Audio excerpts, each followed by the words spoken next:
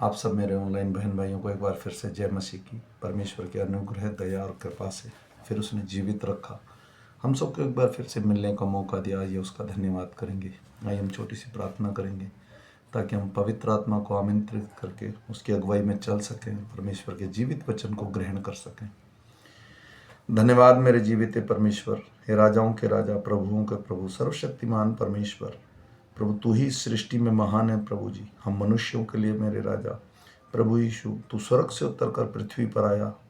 ओ मेरे राजा प्रभु, हमारे लिए तूने एक मनुष्यों का जीवन जिया। तू पवित्र होकर हम पापियों के बीच में रहा ताकि हम पापी पिता से मिल सकें, हम उद्धार पा सकें, हम स्वर्ग राज के वारिस हो सकें। प्रभु तूने हमारे लिए पवित्र आत्मा दिया ताकि तेरी गूढ़ बातों को हमें समझा सके। मैं आशा करता हूँ प्रभु, जितने मेरे ऑनलाइन बहन भाई इस वचन को सुने प्रभु, एक दूसरे को प्रभु जी शेयर करें ताकि ये वचन हमारे हृदयों में और मनों में काम करे और हमारी अगुवाई कर सके। सारा आदर महिमा तुझे देता हूँ प्रभु यीशु, सुनिए और ग्रहण कीजिए, आमीन। मेरे जो भी बहन भाई मुझे फॉलो करेगा वो 365 दिन में पूरी की पूरी बाइबल पढ़ लेगा, कंप्लीट करेगा। और आज हम शाम का वचन पढ़ेंगे। हम पढ़ें आज तारीख है 26/2/2025 और हम शाम का वचन पढ़ेंगे। हम पढ़ेंगे गिनती की पुस्तक में से 12, 13 और 14 अध्याय। इसके पढ़े और सुने जाने पर प्रभु की आशीष हो। मूसा ने एक कूशी स्त्री के साथ विवाह कर लिया था, इसलिए मरियम और हारून और उसकी विवाहित कूशी स्त्री के कारण उसकी निंदा करने लगे। उन्होंने कहा, क्या यहोवा ने केवल मूसा ही के साथ बातें की है? क्या उसने हमसे बातें नहीं की? उसकी यह बात यहोवा ने सुनी। मूसा पृथ्वी भर के रहने वाले के सब मनुष्यों में से अधिक नम्र स्वभाव का था, इसलिए यहोवा ने एक एक मूसा और हारून और मरियम से कहा, तुम तीनों मिलाप वाले तंबू के पास निकल आओ। तब वे तीनों निकल आए। तब यहोवा ने बादल के खंभे में से उतरकर तंबू के द्वार पर खड़ा होकर हारून और मरियम को बुलाया। अंत वे दोनों उसके पास निकल आए। तब यहोवा ने कहा, मेरी बात सुनो, यदि तुम में से कोई नबी हो तो उस पर मैं यहोवा दर्शन के द्वारा अपने आप को प्रकट करूंगा या स्वप्न में उससे बातें करूंगा। परंतु मेरा दास मूसा ऐसा नहीं है। वह तो मेरे ही घराने में विश्वास योग्य है। उसमें मैं गुप्त रीति से नहीं परंतु आमने सामने प्रत्यक्ष होकर बातें करता हूँ, और वह यहोवा का स्वरूप निहारने पाता है। इसलिए तुम मेरे दास मूसा की निंदा करते हुए क्यों नहीं डरते? तब यहोवा का कोप उन पर भड़का और वह चला गया। तब वह बादल तंबू के ऊपर से उठ गया और मरियम कोढ़ से हिम के समान श्वेत हो गई। और हारून ने मरियम की ओर दृष्टि की और देखा कि कोढ़िन हो गई है। तब हारून मूसा से कहने लगा, हे मेरे प्रभु, हम दोनों ने जो मूर्खता का पाप किया, यह पाप हम पर ना लगने दे, और मरियम को उसे मरे हुए के समान ना रहने दे, जिसकी देह अपनी माँ के पेट से निकलते ही अधगली हो। अंत मूसा ने यह कहकर यहोवा को दुहाई दी, हे ईश्वर, कृपा कर और उसको चंगा कर। यहोवा ने मूसा से कहा, यदि उसका पिता उसके मुंह पर थूका ही होता तो क्या 7 दिन तक वह लज्जित ना रहती? इसलिए वह 7 दिन तक छावनी से बाहर बंद रहे, उसके बाद में फिर भीतर आने पाए। तब मरियम 7 दिन तक उस छावनी के बाहर बंद रही, और जब तक मरियम फिर आने ना पाई तब तक लोगों ने प्रस्थान न किया। उसके बाद उन्होंने हेरोसोत के प्रस्थान करके परान नामक जंगल में अपने डेरे खड़े किए। फिर यहोवा ने मूसा से कहा, कानान देश में जिसे मैं इजराइलियों को देता हूँ उसका भेद लेने के लिए पुरुषों को भेज। वे उसके पितरों के प्रति गोत्रों में से एक एक प्रधान पुरुष हो। यहोवा ने यह आज्ञा पाकर मूसा ऐसे पुरुषों को परान जंगल में से भेज दिया जो सब के सब इजराइलियों के प्रधान थे, क्योंकि नाम ये हैं, रूबेन के गोत्र में से जकरूर का पुत्र शम्मू, शिमोन के गोत्र में से होरी का पुत्र शापात, यहूदा के गोत्र में से युपत्रे का पुत्र कालेब, इसकार के गोत्र में से येसेप का पुत्र यिगाल, एप्रेम के गोत्र में से नून का पुत्र होशे, ब्यामीन के गोत्र में से रापू का पुत्र पलती, जबलून के गोत्र में से सोदी का पुत्र गदीएल, यूसुफ वंशियों में से मनशेस के गोत्र में से सूसी का पुत्र गद्दी, दान के गोत्र में से गमली का पुत्र अमीएल, आशूर के गोत्र में से मीकेल का पुत्र सतूर, नप्ताली के गोत्र में से बोस्पी का पुत्र नहूबी, गाद के गोत्र में से मीका का पुत्र गलीएल। जिन पुरुषों को मूसा ने देश का भेद लेने के लिए भेजा था उनके नाम ये ही हैं। और नून के पुत्र होशे का पुत्र उसने यहोशू रखा। उनको कानान देश का भेद लेने को भेजते समय मूसा ने कहा, इधर से अर्थात दक्षिण देश होकर जाओ और पहाड़ी देश में जाकर उस देश को देख लो कि वह कैसा है, और उसमें बसे हुए लोगों को भी देखो कि वे बलवान है या नहीं, निर्बल थोड़े हैं या बहुत, और जिस देश में वे बसे हुए हैं वह कैसा है, अच्छा या बुरा, और कैसी कैसी बस्तियों में बसे हुए हैं, और तंबुओं में रहते हैं या गढ़ अर्थात किलों में रहते हैं, और वह देश कैसा है, उपजाऊ है या बंजर है, और उसमें वृक्ष हैं या नहीं, और तुम हियाव बांधो चलो और उस देश की उपज में से कुछ लेते आना। वह समय पहले पक्की दाखों का था, इसलिए वे चले गए और सीन नामक जंगल में राहेब तक और हेमात के मार्ग में सारे देश की देखभाल करके भेद लिया। वे दक्षिण देश होकर चले और हेब्रोन तक गए, और वहां अयिशमीन, शेशे और लंबे नामक कनानवंशी रहते थे। हेब्रोन मिस्र के सोआन के 7 वर्ष पहले बसाया गया था। तब वे एक्लोन नामक नाले तक गए और वहां एक डाली दाखों के गुच्छे समेत तोड़ ली, और 2 मनुष्य उसे एक लाठी पर लटकाए हुए उठा ले चले, और वे अनारों और अंजीरों में से भी कुछ कुछ ले आए। इजरायली वहां से दाखों का गुच्छा तोड़ ले आए थे, इस कारण उस स्थान का नाम एलकोल नाम नाला रखा गया।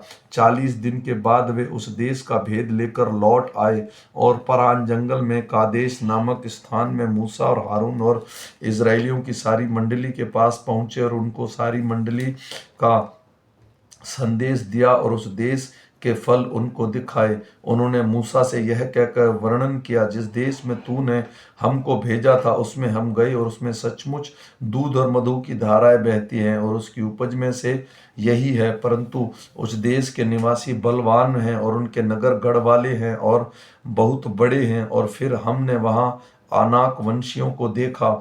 दक्षिण देश में अमालेकियों बसे हुए हैं, और पहाड़ी देश में हित्ती, यूबीसी और एमोरी रहते हैं, और समुद्र के किनारे किनारे यरदान के तट पर कनानी बसे हुए हैं। पर कालेब ने मूसा के सामने प्रजा के लोगों को चुप करने से विचार से कहा, हम अभी चढ़ के उस देश को अपना कर लें, क्योंकि निस्संदेह हम में ऐसी करने की शक्ति है। पर जो पुरुष उसके संग गए थे उन्होंने कहा, हम लोगों पर चढ़ने की शक्ति हम में नहीं है, क्योंकि वे हमसे बलवान हैं। और उन्होंने इजरायलियों के सामने उस देश का जिसका भेद उन्होंने लिया यह कहकर निंदा की, हम वह देश जिसके भेद लेने के लिए गए थे ऐसा है जो अपने निवासियों को निगल जाता है। और जितने पुरुष हमने वहां देखे वे सब के सब बड़े बड़े डील डोल के थे। फिर हमने वहां नपीलों को अर्थात नपीली जाति वाले आकान वंशियों को देखा, वह और हम उसकी दृष्टि में उनके सामने टिड्डी के समान दिखाई पड़ते थे और ऐसे ही उनकी दृष्टि में मालूम पड़ते थे।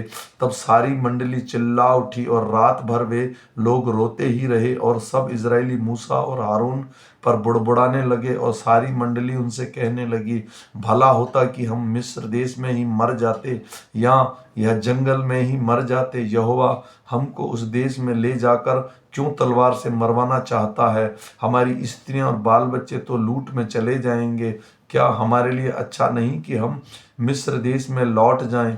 फिर वे आपस में कहने लगे, आओ हम किसी को अपना प्रधान बना लें और मिस्र को लौट चलें। तब मूसा और हारून इजरायलियों की सारी मंडली के सामने मुंह के बल गिरे, और नून का पुत्र यहोशू और युपुत्रे का पुत्र कालेब जो देश के भेद लेने वाले में से थे, अपने अपने वस्त्र फाड़कर इजरायलियों की सारी मंडली से कहने लगे, जिस देश का भेद लेने को हम इधर उधर घूम कर आए हैं वहाँ अत्यंत उत्तम देश है। यदि यहोवा हमसे प्रसन्न हो तो हमको उस देश में जिसमें दूध और मधु की धाराएं बहती है पहुंचाकर हमें दे देगा, केवल इतना करो कि तुम यहोवा के विरुद्ध बलवा ना करो और ना उस देश के लोगों से डरो, क्योंकि वे हमारी रोटी ठहरेंगे।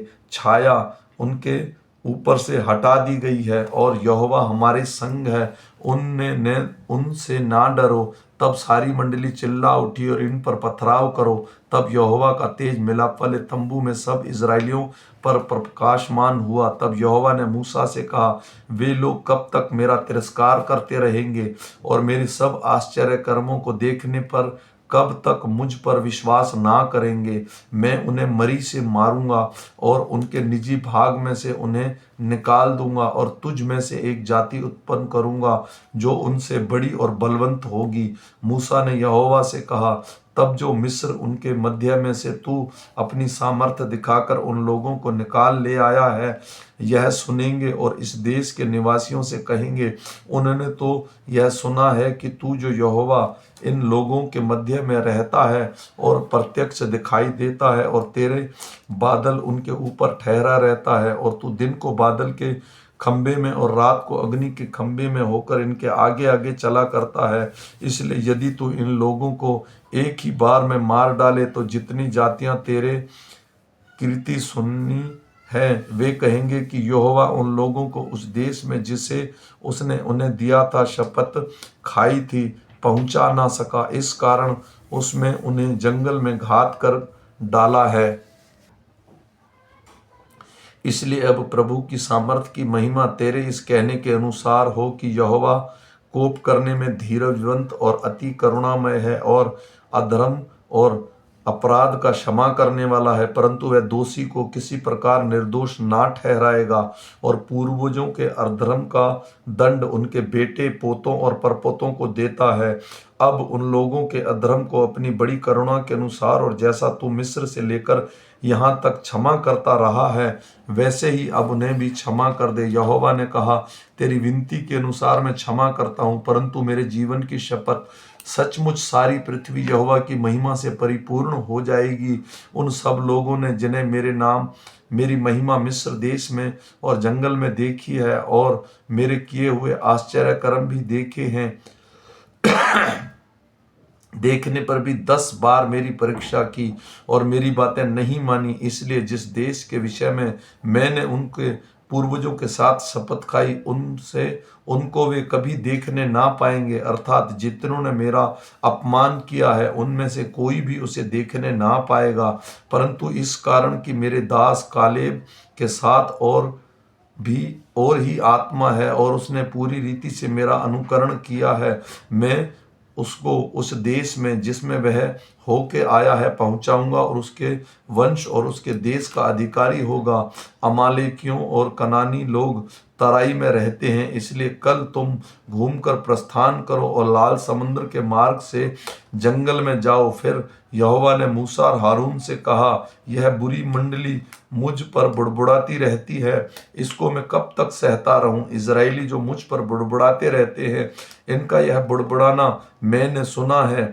इसलिए उनसे कह कि यहोवा की यह वाणी है कि मेरे जीवन की शपथ, जो बातें तुमने मेरे सुनते कही, निस्संदेह मैं उसी के अनुसार तुम्हारे साथ व्यवहार करूंगा। तुम्हारे शव इसी जंगल में पड़े रहेंगे और तुम सब के सब 20 वर्ष या उससे अधिक आयु के जितने गिने गए थे और मुझसे बुड़बुड़ाते थे, उसमें से युपुत्रे के पुत्र कालेब और नून के पुत्र यहोशू को छोड़ कोई भी उस देश में ना जाने पाएगा। उसके विषय में मैंने शपथ खाई है कि तुमको उसमें बसाऊंगा, परंतु तुम्हारे बाल बच्चे जिनके विषय में तुमने कहा था कि वे लूट में चले जाएंगे, उनको मैं उस देश में पहुंचा दूंगा और वे उस देश को जान लेंगे कि जिस को तुमने तुच्छ जाना है, परंतु तुम लोगों के शव इसी जंगल में पड़े रहेंगे और जब तक तुम्हारे शव जंगल में ना गल जाएं तब तक, अर्थात 40 दिन तक तुम्हारे बाल बच्चे जंगल में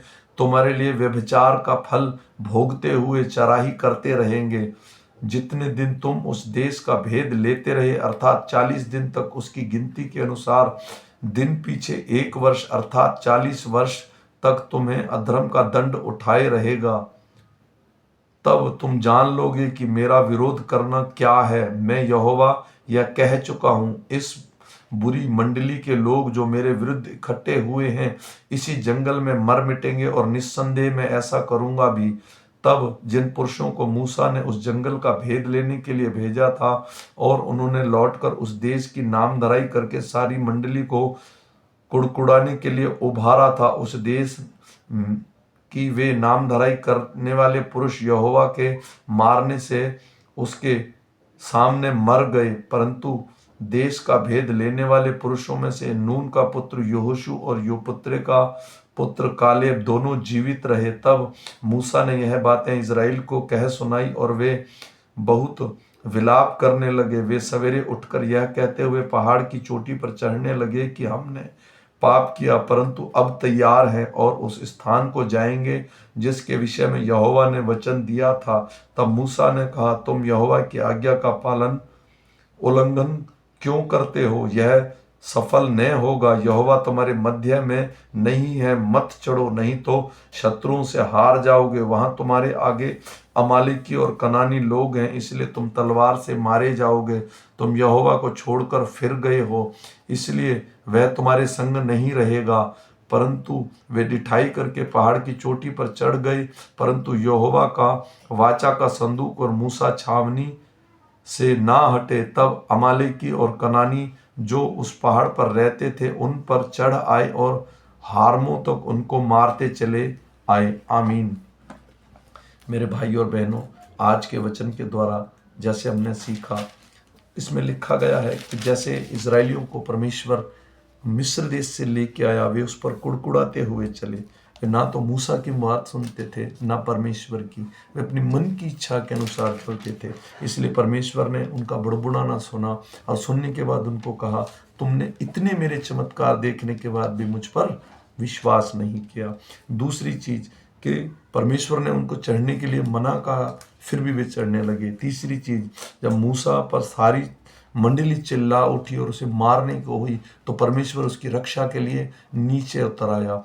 तो परमेश्वर ने कहा, तुमने बुड़बुड़ाया कि हमारे बच्चों का क्या होगा जो मिस्र देश से आए। तो परमेश्वर ने कहा, वहां से निकले हुए 20 साल हो गए हैं। जितने लोग मिस्र से निकले हैं, जो 20 वर्ष से ज्यादा आयु के हैं, वो सब जंगल में मर जाएंगे, क्योंकि जंगल से निकलने के बाद जो 20 वर्ष तक के हैं वो मिस्र में जन्म नहीं हुआ है।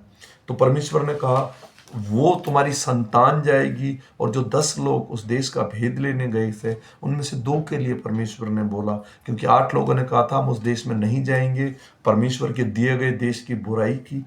और यहोशू और कालेब ने कहा, नहीं, हम जा सकते हैं, परमेश्वर हमें उन पर जय देगा। तो इसलिए वो जा पाए। परमेश्वर ने उन दोनों को ही आशीष दी।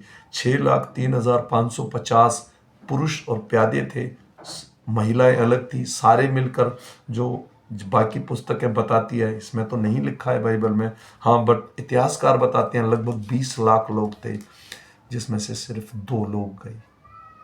एक यहोशू, एक नून का पुत्र यहोशू, एक युपुत्र का पुत्र कालेब।